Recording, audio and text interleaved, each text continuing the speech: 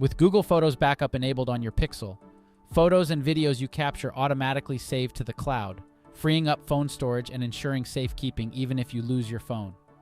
If you're wondering how to enable or disable the auto backup, here's how it's done. Pull up the app drawer, look for photos, and then tap on it once found. Tap on your profile picture in the top right corner. If backup is disabled, you should see a text that says, "Turn on backup" just below your account. Tap on it. There will be a pop-up at the bottom of the screen.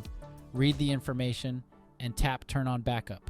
Your phone will immediately start syncing with your Google account and create a backup in the cloud.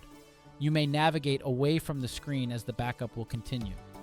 However, if backup is already enabled and you want to disable it, then tap on Backup just under your account. On the next screen, tap the gear icon and then tap the switch to disable backup. After this, anything you take will remain in your device locally until such time you enable backup again. We hope this guide can help you. Thanks for watching.